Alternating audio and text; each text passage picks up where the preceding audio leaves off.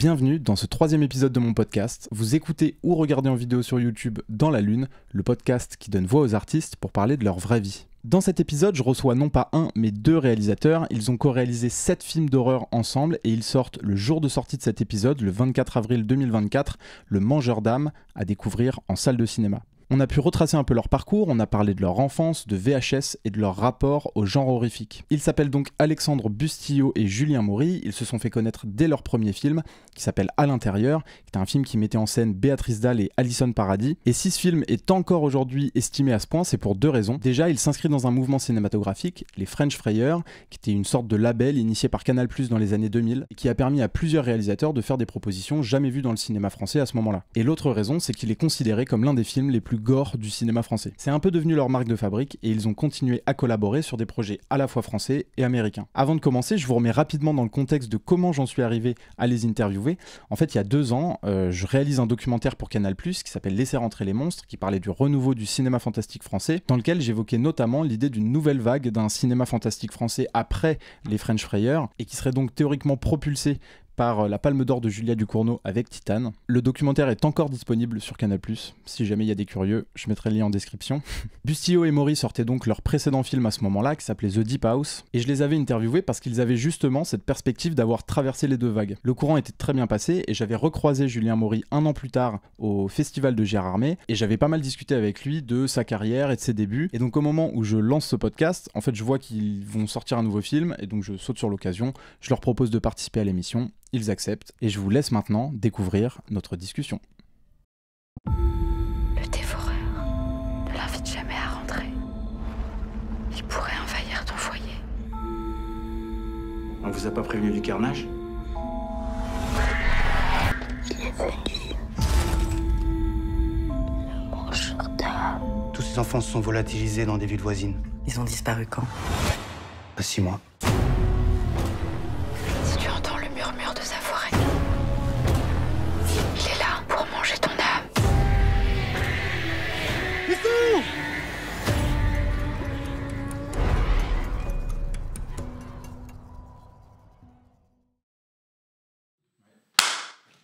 C'est du clap, ça. les paluches. J'ai perdu une oreille. Bienvenue Alexandre Bustillo, Julien Maury. Merci, bonjour. Merci d'être là. Merci Trop cool. à toi de Bienvenue nous avoir dans invités. Dans ce 3e épisode de Dans la Lune. Donc aujourd'hui, on est là pour parler du Mangeur d'âmes, qui est votre film qui sort a priori le jour de la sortie de l'épisode. Je vais essayer de rusher pour monter tout ça. Donc le 23 avril. 24. Attends, ça y est, Oh la catastrophe, ça y est, je me trompe. Oui, le 23. Ça te laisse Je un n'ai jour. plus aucune notion du temps. C'est terrible. Donc c'est un film d'horreur thriller policier. Comment vous vous sentez là actuellement par rapport à la sortie du film? Est-ce que vous avez une grosse excitation? Vous avez de l'appréhension? Ouais, c'est un vrai thriller. Hein. C'est l'adaptation donc d'un polar d'Alexis Lepsker. Pour le coup, c'est assez nouveau pour nous parce que on flirte avec le fantastique dans le film. Il y a quelques éléments horrifiques, mais ça reste quand même une dynamique de polar. Là, on est à une semaine de la sortie. C'est un petit peu le même sentiment que pour nos autres films, c'est-à-dire que c'est un mélange d'excitation, de peur. C'est le moment où on va vraiment lâcher le film, on va le laisser au public. Donc là, on est encore sur des considérations un petit peu techniques, c'est-à-dire que on attend surtout de savoir sur quelle combinaison de salles il va sortir. Et donc ça, c'est devenu assez compliqué et c'est des informations qu'on n'a pas encore. En ce moment, on se dit, voilà, est-ce qu'il sera suffisamment visible? Est-ce qu'il aura une belle exposition? Parce que le contexte est assez difficile. On est juste avant l'été. Il commence à y avoir des gros films qui prennent de la place dans les circuits d'exploitants. Et voilà, on tente une nouvelle proposition. Donc on a surtout hâte de voir comment elle va être accueillie, quoi. Du coup, c'est le 7e film, si je dis pas de bêtises, c'est ça, que vous co-réalisez ensemble? 7e long métrage, parce qu'on a fait aussi un court ensemble. Et du coup, c'est toujours un peu la même sensation avant les sorties de films, où il y en a où vous étiez vraiment plus confiant parce qu'il y a eu des films américains aussi. C'est la même. Ouais, mais qui sont même pas chose. sortis en salle en France. Hein. Tu vois, on a fait Laserfest qui a été directement distribué en DVD en France. Mais oui, globalement, c'est comme l'a dit très bien Julien avant. Tu vois, c'est toujours le même sentiment, même au bout du 7e film. Mais c'est un sentiment d'excitation et de trouille. Tu vois, ça fait quand même plus d'1 an qu'on travaille sur ce projet. Et donc, tu vois, là, vraiment, c'est la ligne d'arrivée. Et donc, tu vois, si t'es mal distribué ou si le public vient pas, bah, ça fait un peu chier, quoi. Tu te dis, ah putain, bon, tout ça pour ça. Même si après, le film, heureusement, ne vit pas qu'à travers sa sortie salle. Sinon, ça serait cauchemardesque.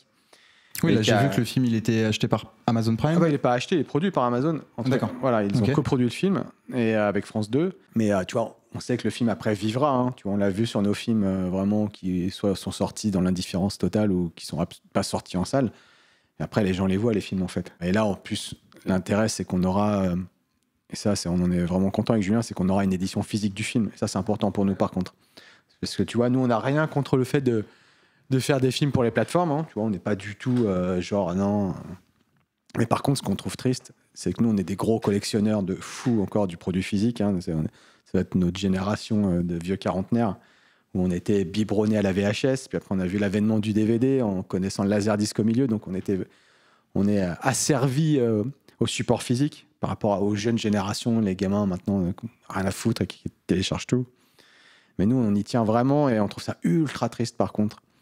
Qu'un film, tu vois, finisse dans les abîmes de serveurs qui soient totalement dématérialisés. Tu vois, moi, ça me ferait vraiment chier de ne pas avoir tous mes films en support physique. Du coup, ouais, justement, tu parlais de coffret physique et tout, donc aussi l'idée d'aller chercher une niche, un peu, c'est un peu ça.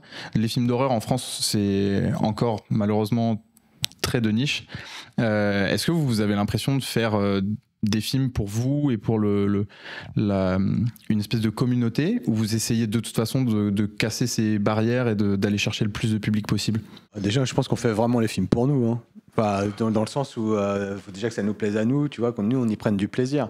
Et après, avec un peu de chance, si ça plaît aux spectateurs, c'est un vrai bonus. Évidemment qu'on pense aux spectateurs, mais enfin, moi, personnellement, tu vois, je ne me mets pas cette pression-là de me dire est-ce que ça va plaire aux gens ou pas. En tout cas, plus maintenant à ce stade-là de la confection, enfin, tu vois, quand on arrive près de la sortie, mais quand vraiment on a les mains dedans, quand on est sur un plateau, etc., on n'a pas, tu vois, on est vraiment focus sur ce qu'on aime nous et comment on a envie de voir sortir le truc sans forcément se dire est-ce que ça va plaire, Et ça vous a jamais posé problème de justement considérer les films pour vous d'abord?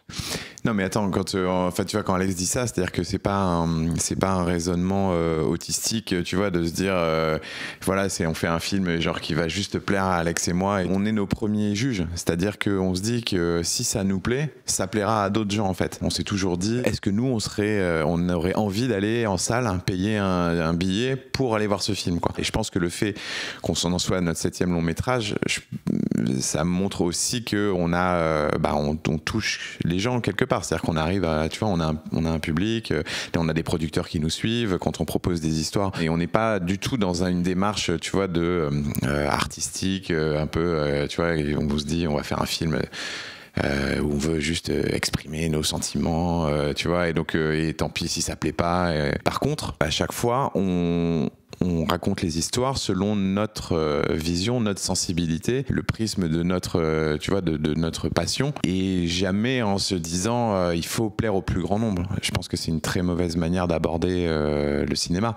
Les films qui sont calibrés, qui sont pensés comme ça, en général, font pas des très bons films. Finalement, plus t'es personnel, plus ton film risque de toucher du monde, en fait, tout simplement, quoi. Et si tu commences à essayer d'appliquer des recettes, s'il y en avait, ça se saurait, et il y aurait, et tu vois, tous les producteurs, tu vois, cocheraient les cases et diraient, ok, il faut qu'il y ait ça, qu'il y ait un peu d'histoire d'amour, un peu d'action, un peu de trucs. Et il y en a qui essayent, hein, ça se voit très fort, notamment sur les plateformes. Du coup, pour revenir un peu sur vos débuts, déjà, comment est-ce que vous êtes rencontrés déjà? Bon, par le biais d'un pote commun, en fait. Moi, j'étais rédacteur à Mad Movies et Julien allait souvent à la boutique à l'époque Movies 2000 dans le 9e arrondissement, qui était une annexe de la rédaction de Mad Movies, qui était tenue par un mec de Mad Movies. Et en fait, il a fait le lien, tout simplement. Ok. Mais donc plutôt assez tard, en fait. Enfin, c'est pas genre pote de collège, lycée qui rêve de faire des films ensemble. Non, mais bon, ça date quand même maintenant de 2005, tu vois, donc ça fait quand même presque 20 ans, quoi. Vous aviez réalisé des trucs chacun de vos côtés Moi, j'ai fait plein de conneries avec les caméscopes de mes parents, mais je peux pas... Tu vois, c'était que j'ai jamais montré, juste à mes potes ou à mes parents, justement. Mais ça, mais c'est des merdes. C'était pour rigoler, tu vois, mais j'en ai fait plein, par contre, mais que j'ai évidemment jamais montré en festival. J'avais jamais eu la prétention, j'étais trop jeune en plus à l'époque. Après, par contre, moi, je suis arrivé rapidement à l'écriture. Et c'était vraiment un médium qui m'intéressait vraiment, l'écriture, pour le coup, parce que il suffisait d'avoir un stylo et une feuille, quoi, tu vois, donc pas de matos. Puis après, tout en parallèle, en étant journaliste chez Manmovies. Et Julien, il me semble que tu faisais un gars, une fille. Tu faisais... Tu faisais le gars. Non, mais tu faisais les making-of, c'est ça? Ouais, alors ouais, j'ai fait plein de boulot après mon école de cinéma. Effectivement, j'ai bossé chez un gars, une fille, mais j'ai commencé à la régie. À force de faire ça, j'ai commencé à connaître l'équipe, à connaître la production. C'était hyper agréable, hein, parce que moi, c'était une de mes premières expériences professionnelles, donc je pouvais vraiment observer comment ça marchait, parce que c'était très atypique la manière de faire, hein. C'était quand même il y avait un abattage énorme d'épisodes, parce qu'il y en avait plein qui n'étaient pas du tout diffusés, hein, qui étaient, tu vois, on en tournait vraiment beaucoup. Et en fait, au bout d'un moment, j'ai commencé à avoir un peu plus d'assurance. Je me suis dit, allez, vas-y, va voir la productrice, et j'ai proposé mes services en tant que réalisateur de making-of, chose que j'avais jamais fait, mais en tout cas, j'avais des arguments. C'est-à-dire que je lui ai dit, regarde, on est en pleine chouchou et loulou mania, tu vois, et donc c'était complètement dingue. Et à l'époque, on se rend plus trop compte maintenant, mais c'était le phénomène, c'était le truc que tout le monde regardait le soir avant le 20h. Et je leur ai dit, mais c'est complètement fou, parce que vous vendez des brassées de DVD de toutes les saisons, et il n'y a pas de bonus, alors que c'est un programme qui est quand même sur Dujardin et Lamy qui vendent un truc de genre de complicité avec le public, tu vois, on est comme vous, les petites blagues, les petits machins. Et ça fait 6 mois que je suis là, et je vois que sur le plateau, mais c'est encore plus drôle que les épisodes, quoi. Ils sont hyper complices, il y a des vannes tout le temps. Dujardin, c'est un déconneur, c'est vraiment... C'est dommage de pas montrer ça, quoi. Et donc ils m'ont mis à l'essai, et en fait, comme je m'entendais très très bien avec Alexandra et Jean, du coup j'avais leur confiance, et donc j'ai pu être avec eux en permanence.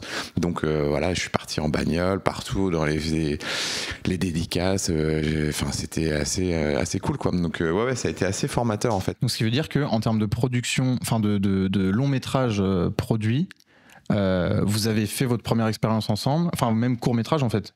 Votre première expérience de fiction, c'était ensemble sur le long métrage. Des courts métrages. Moi j'avais fait des cours avant. Beaucoup plus pro.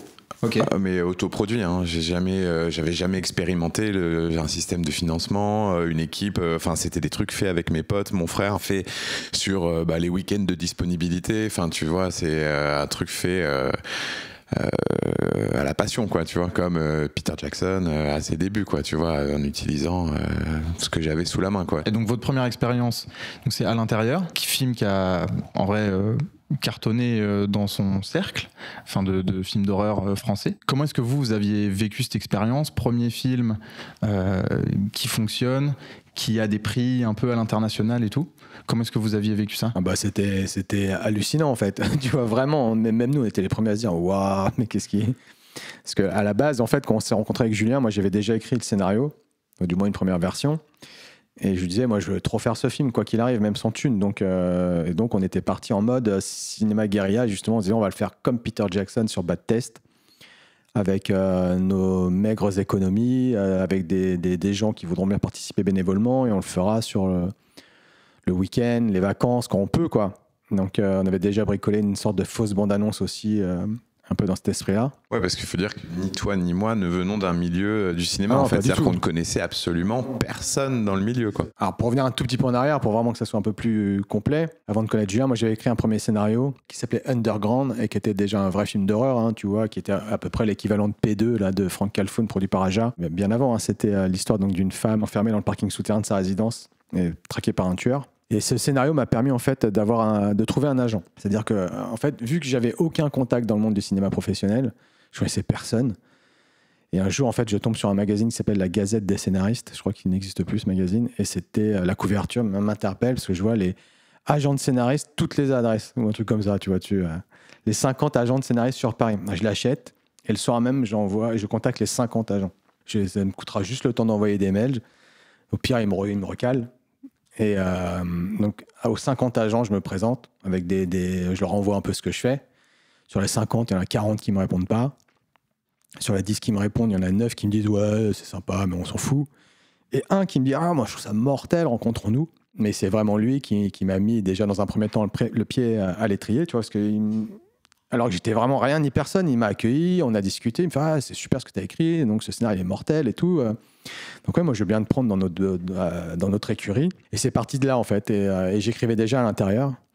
Et donc une fois à l'intérieur terminé, et Julien rencontré, donc Lionel, lui, nous a dit « Mais attendez, moi je connais très bien 2 jeunes producteurs et ça pourrait leur plaire en fait ce scénario. » Donc il leur a filé le scénario dans l'intérieur et ils ont adoré. Et en fait, et c'est là tout est parti à ce moment-là. C'est-à-dire, on est passé de ouais, on va le faire à l'arrache pour 10 balles avec personne à on va faire un vrai film professionnel parce que Canal est entré très vite aussi avec Manuel Alduy et les French Frayeurs. Qui, après les B-Movies, il y a eu une première période, c'était les B-Movies. Après, il y a eu les French Frayeurs, initié un peu par Alex Aja avec Haute Tension, qui a redonné un peu un coup de fouet au film de genre français. Et donc, on a eu cette chance d'arriver au bon moment avec ce projet parce que c'est exactement ce que cherchait Canal. Très vite, après, on a commencé à parler casting et on s'est dit, ah ouais, on va passer de rien à Béatrice Dalle, tu vois. Donc, on était là à dire, waouh! Non, c'était totalement magique en fait sur ce film. Il y a rien qui nous résistait entre guillemets. Il y avait un vrai côté où on n'en revenait pas nous-mêmes, magique, tu vois. Et même après, ça s'est poursuivi pendant le tournage, la post-production et après surtout la destinée du film. Même si il est sorti en salle en France, ça n'a pas cartonné du tout, mais on est quand même parti en sélection officielle à Cannes avec. Donc, on s'est retrouvé à monter les marches, tu vois, en costard. Enfin, mais qu'est-ce qu'on fout là, quoi. On était morts de rire. Mais avec notre film, vraiment, Alexandre Bestiaux, j'ai amoureux pour l'intérieur. On montait. Oh. Mais c'est ouf, t'as 30 ans, son premier film, on se retrouve à Cannes, on se retrouve sélectionné au Midnight Madness, qui est à Toronto, la branche la plus prisée du festival de Toronto, c'est les films d'horreur de minuit. On défonce le Midnight Madness, où les mecs nous font un accueil, mais comme si on était Guns N' Roses, tu vois, donc c'était assez incroyable. Les Weinstein entrent dans l'affaire très vite, font le déplacement sur Paris, Harvey Weinstein en personne pour voir le film. On se retrouve tout de suite de rien dans la cour des grands, mais tu vois, c'est que des bons souvenirs de cette période. Hein. C'était génial, même si après tous nos tournages, tous nos films sont de bons souvenirs. Mais celui-là, il a vraiment cette saveur du début de putain, on est en train de réussir un truc qu'on pensait insoupçonné, c'est-à-dire faire un film professionnel et arriver à le faire vivre. Et en plus, le film, tu vois, est très culte à l'étranger, beaucoup plus qu'en France. En France, on s'en fout un peu, mais on soit nul les prophètes en son pays, mais on nous en parle encore dans l'intérieur aujourd'hui. Hein, tu vois, on a des fans hardcore du film, quoi. Et parce que du coup, pour parler un peu des French Frayeurs un peu plus globalement, donc ça c'est un label qui a été créé par Canal+ au début des années 2000. Est-ce que il y a eu une saveur particulière à faire partie de cette famille? Je sais pas si on peut appeler ça comme ça. Je sais pas du tout comment ça s'est passé en interne. Est-ce que vous êtes tous devenus potes de tous les réals qui étaient dans ce label-là? Est-ce que du coup il y avait un aspect famille qui était cool ou qui vous a desservi? Potentiellement aussi, parce que du coup, tout de suite, tu te fais labelliser, donc t'es le mec qui était dans les French Frayeurs. Là, c'était vraiment un label de production et donc on a été très peu en contact finalement avec les autres. Pour le coup, il n'y a pas eu du tout d'interaction, de partage, tu vois, d'idées ou d'expériences, en tout cas chapeauté par Canal+. Au contraire, moi j'ai plutôt, corrige-moi si je me trompe, hein, mais j'ai vraiment ce souvenir que... Corrige-moi s'il te plaît. Tu vois. Tu vas voir tout à l'heure. Donc ne me corrige pas. Et en fait c'est ça, c'est-à-dire que nous on a rencontré surtout les réalisateurs de cette vague, en tout cas de cette génération, en festival après quoi. C'est-à-dire que ça n'a pas été du tout en prépa où on a pu par exemple bénéficier d'une entraide ou de, tu vois, nous on n'était même pas trop au courant. Enfin tu vois, nous on était vraiment focalisés sur notre projet. Et j'ai pas le souvenir non plus que Canal nous ait mis dans une espèce de dynamique comme ça de groupe, c'est-à-dire que j'ai le souvenir qu'ils prenaient les projets comme ça, qu'ils n'étaient pas tous développés au même niveau, en même temps, de se dire allez, comme Canal+ Écriture a pu le faire, tu vois, de lancer des scénaristes et de dire allez, on essaie d'initier un mouvement et tout. Là il y avait vraiment un truc de il y a un scénario qui nous plaît, on y va, on le soutient et on le pousse. Ce qui est quand même incroyable, tu vois, 20 ans après, c'est que nous on est par contre maintenant super potes. Toujours avec Fabrice Duvels et surtout avec Pascal Laugier et Xavier Jean, qui sont vraiment des potes et des intimes à qui on parle quasiment tous les jours et qui sont les survivants, tu vois, avec nous, c'est les seuls survivants de cette première vague en fait, tu vois, parce qu'il y en a plein qui ont fait des premiers films et qui ont totalement disparu. Hein. Et nous, on a su réussir à se fédérer ensemble par une véritable amitié avec Aja aussi, beaucoup. Aja qui est très... c'est un peu le Godfather, Alex, tu vois, c'est un peu le parrain. Et Aja qui a été très prévenant avec nous, très protecteur aussi, et qui nous aide toujours actuellement. On travaille même avec lui sur un éventuel projet, mais on a vécu la même chose en fait, c'est-à-dire nos premiers films dans les années 2000, qui étaient des films extrêmes, vénères, mais au fil du temps, on a vraiment appris à se connaître et à devenir vraiment amis et à se soutenir mutuellement. Et comment l'industrie l'a reçu? Est-ce que pour le coup, l'industrie vous a un peu enfermé dans une case ou pas? Parce que vous avez continué quand même à faire des films d'horreur après ça. Est-ce que c'était par choix ou est-ce qu'on vous l'a naturellement proposé? À l'image, à l'instar d'Antoine Blossier, il y a aussi beaucoup de jeunes réalisateurs, comme Yann Gozlan aussi également, qui ont commencé avec les French Fryers. Et très vite, en voyant qu'il n'y avait pas de réception du public et que c'était un bordel à mettre en place, hein, tu vois, mine de rien, ces petits budgets, même si c'était pas beaucoup d'argent, mais c'était très compliqué, tu vois, ont totalement donné un coup de barre à droite dans leur carrière et sont allés sur d'autres choses, d'autres projets beaucoup plus mainstream, entre guillemets, beaucoup plus grand public. Mais nous, on a persévéré dans le film d'horreur, entre guillemets, à petit budget. Bah, à petit budget, c'est pas nous qui choisissons, hein, mais on a persévéré parce qu'en fait, c'est notre ADN, en fait, et parce qu'on aime ça et qu'on trouve ça mortel, en fait, de faire ça en France, en fait. Vu qu'on a encore l'opportunité de le faire, qu'on nous donnait encore l'opportunité de le faire, comme si ça passait sur Livide et aux yeux des vivants, on trouvait ça vachement plus respectable à nos yeux, plutôt qu'à faire un film aux États-Unis, où c'est facile en fait d'aller faire un film aux États-Unis. Facile entre guillemets, c'est-à-dire que les Américains, et après à l'intérieur, franchement, on a eu des 50 propositions de films. Quand je dis 50, c'est pas une façon de parler, c'était vraiment 50 scénars. Dans des trucs, tu vois, quand tu as DiCaprio qui t'appelle, et, pas nous directement, mais qui te propose Esther, tu as The Orphan, tu vois, tu vois, on s'est retrouvé vraiment avec des projets clés en main, comme ça, on n'avait qu'à dire oui. Le seul projet vraiment qui nous excitait, nous, c'était Hellraiser, parce que c'était juste pour travailler avec Clive Barker. Mais autrement, on n'avait pas l'excitation de se dire, ouais, on va faire un film aux États-Unis. On préférait vraiment dire, non, mais nous, on est Français, on habite en France, il y a tout ce qu'il faut en France pour faire des films. Donc, pourquoi aller s'exiler? Putain, il n'y en a pas de films d'horreur français, autant les créer, tu vois, plutôt que d'aller faire des films, finalement, qui seront un peu anonymes. Parce qu'à part Aja, qui s'en est super bien sorti dès La Colline à des yeux, et qui s'est fait un nom. Mais du coup, c'est étonnant d'ailleurs qu'il continue à vous parrainer alors que lui est parti. Non, mais il est parti sans être parti, Alex. Hein, tu vois, il est toujours là.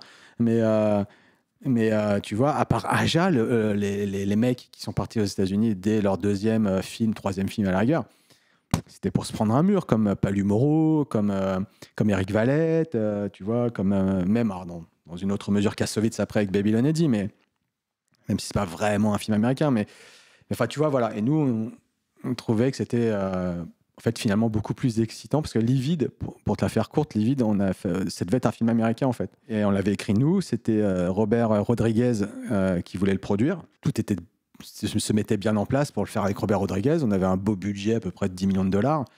On devait tourner chez Troublemakers, ses studios au Texas pour tous les intérieurs, et dans le Connemara pour tous les extérieurs. Donc on est parti 4 jours dans le Connemara en repérage avec une bagnole, mais c'était dément. On avait Elijah Wood en premier rôle, tout se mettait bien en place, jusqu'au moment où Rodriguez nous dit « Ouais, mais les gars, par contre, il va falloir changer tout le dernier tiers, toute la fin, parce que c'est trop poétique, c'est trop nébuleux, c'est trop français, nous on veut un truc beaucoup plus carré. » Et il m'a fait « Bah non, c'est pas ce qu'on veut raconter. » Donc on a claqué la porte et on a préféré refuser de faire le film. Donc on a perdu 6 mois, 1 an avant de se retourner, arriver à le faire en France, mais pour un budget divisé par 4. Mais au moins c'était notre vision. C'était, oui, le film est très bizarre, le film est très, entre guillemets, bordélique dans sa narration, dans son esthétisme et tout, mais c'était totalement ce qu'on voulait raconter, tu vois. Donc, et à l'arrivée, je pense qu'on a fait le bon choix.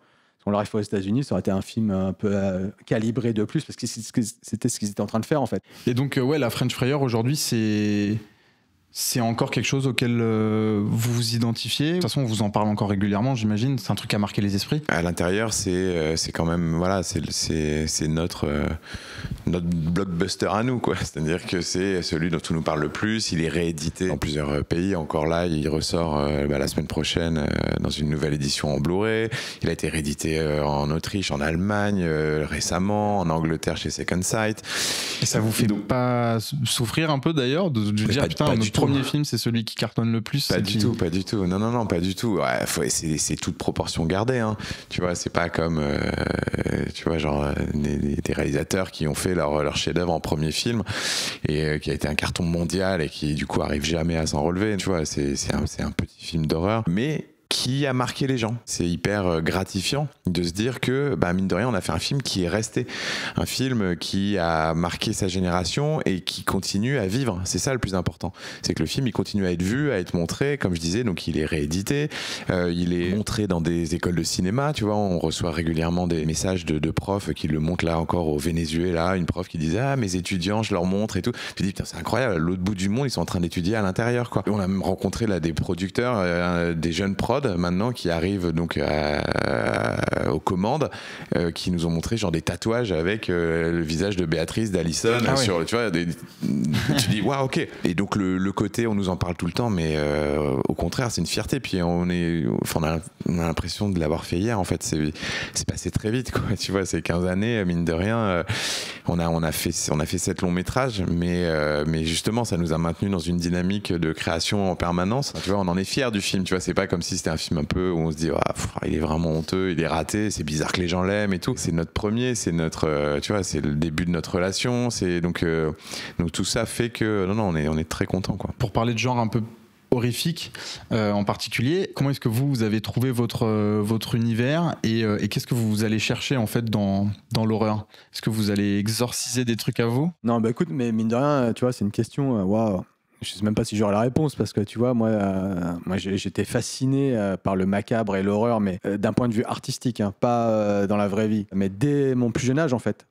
Mais par contre, non, tu vois, je pouvais pas voir je pouvais pas voir d'animaux morts, choses comme ça. Dans la vraie vie, ça me répulsait, vraiment, ça me révulsait, pardon, c'était évidemment. Mais par contre, j'ai tout de suite alpagué par l'imagerie du cinéma, en fait, tout simplement. Moi, j'habitais dans la campagne, on avait 3 chaînes, je captais pas la 5, tout très mal à l'époque. T'as pas dû connaître la 5, mais c'était la seule chaîne qui diffusait des films un peu fun. Moi, je voyais quasiment rien, en fait, et je vivais tout par procuration, par le biais de magazines, c'est-à-dire de MAD essentiellement, et aussi du programme télé, toi, que j'épluchais à la recherche des films ou des images impactantes comme ça. Ma passion pour l'horreur, elle était d'abord picturale. Je me suis mis à lire Mad Movies, j'étais encore au primaire. Du jour au lendemain, mais vraiment, hein, je suis passé de Picsou à Mad Movies, c'est-à-dire que j'ai une copine, je suis en CE2, je crois, ou en CM1, je sais plus ce qu'elle me dit. Ah ouais, j'avais plein de Mickey Parade et elle voulait m'échanger des Mickey Parade. Et je suis ouais, je t'en donne, mais donne-moi un truc, toi, en échange de Mickey Parade que j'avais et tout, bref. Et elle me ramène un Mad. Elle me fait ouais, j'ai volé ça à mon grand frère. C'était un Mad avec Christopher Lee en couverture. Je fais qu'est-ce que c'est que ça? Et j'ai fait casse-toi Mickey. Et d'un coup, je fais waouh! Et là, ça m'a, tu sais, c'est comme une épiphanie, quoi. Tu vois, c'est genre non! Tu sais que c'est ce que t'aimes. Tu le savais pas avant. T'es pas allé chercher pour. Tu vois, c'est quand tu rencontres comme un crush amoureux presque. T'étais pas destiné, t'y as pas pensé. Puis d'un coup, on te montre quelque chose. Tu fais mais c'est ça que j'aime en fait. Et tu vois, après, je me suis mis à dessiner des squelettes partout. J'ai fait un cahier de squelettes. J'avais mon... Et voilà. Mais c'était toujours par le prisme de entre guillemets, l'art. Et toi, Julien? C'est grâce à mon grand frère, en fait. C'est que mon grand frère était, lui...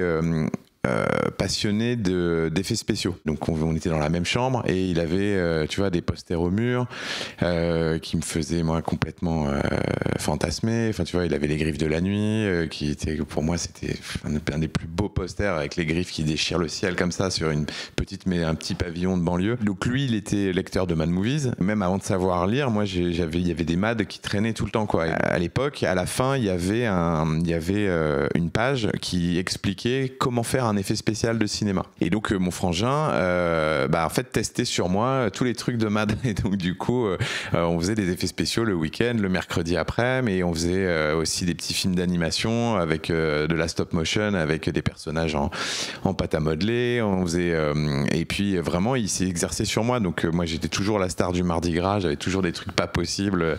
Il m'avait mais vraiment je me rappelle d'avoir été viré d'une fête par la maman d'une copine parce que j'étais arrivé, tous ils étaient en princesse, en cow-boy et tout, mais j'étais arrivé avec un nez cassé, avec un os de poulet qu'il avait cassé, tu vois, et qu'il m'avait mis comme ça. J'étais arrivé genre, tu as plein de sang et tout.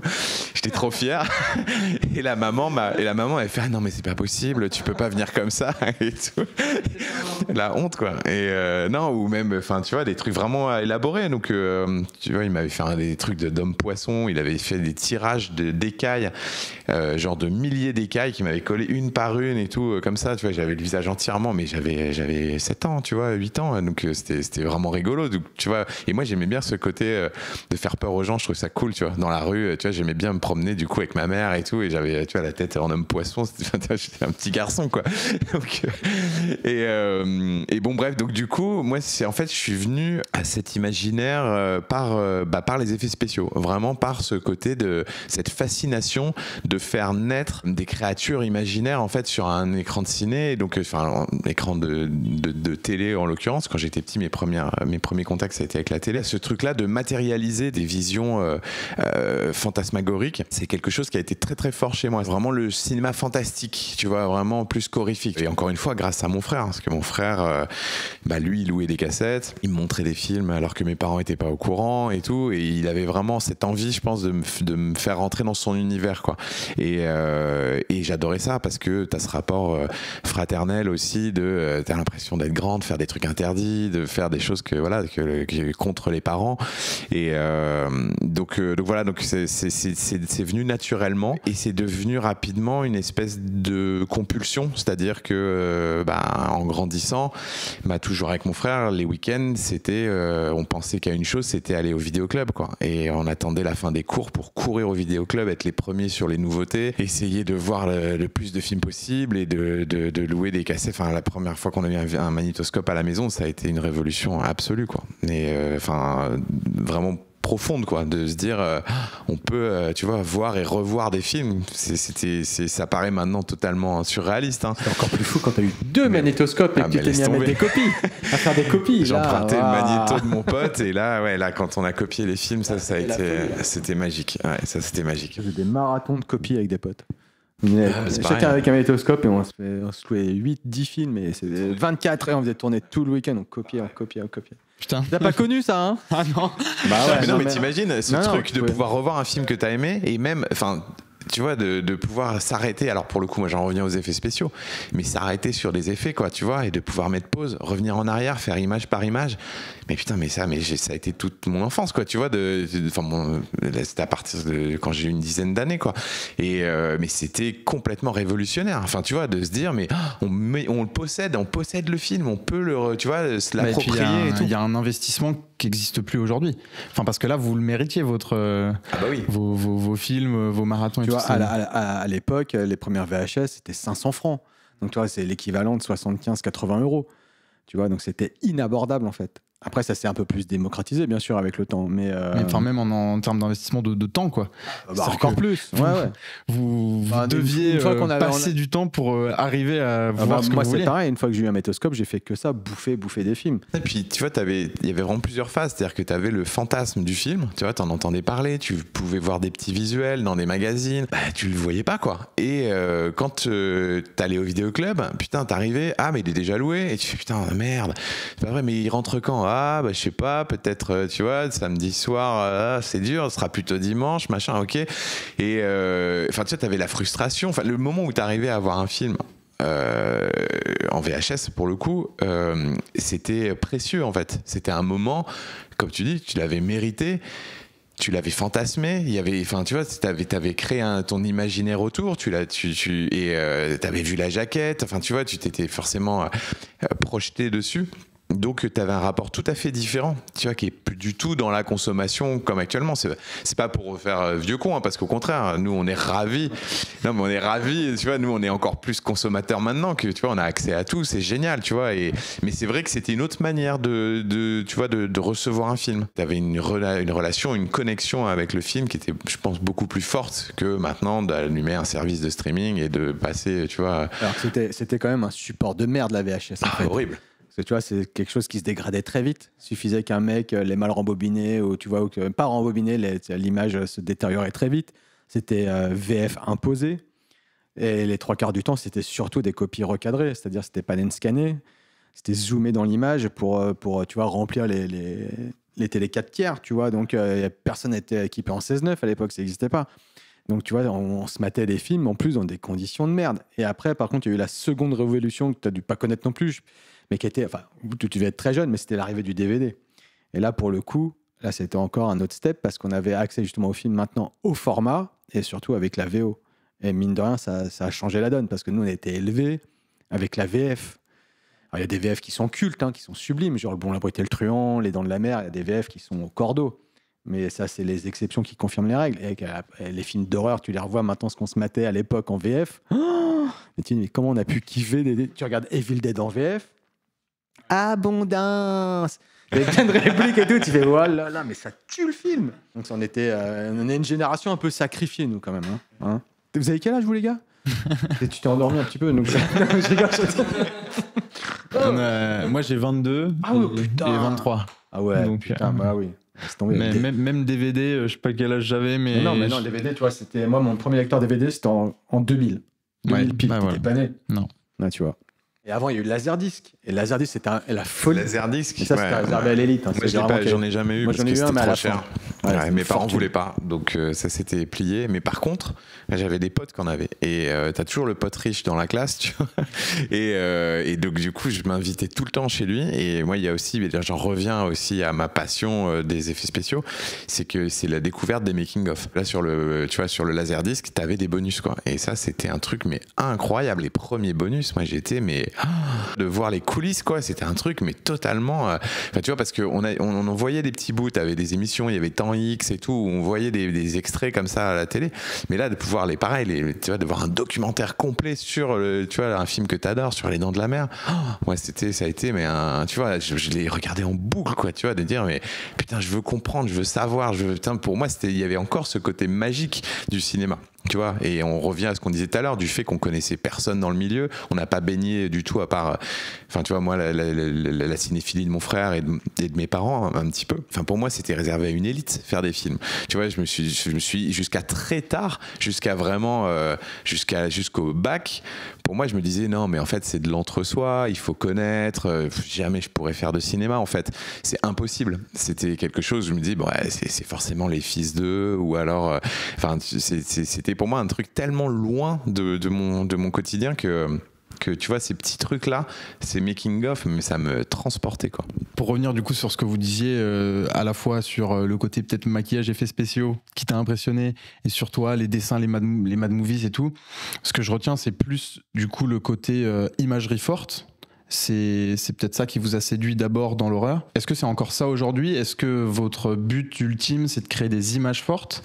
Ou est-ce que c'est de raconter des histoires peut-être qui, dans le fond, vont proposer quelque chose de plus profond? Les deux, j'ai envie de te dire.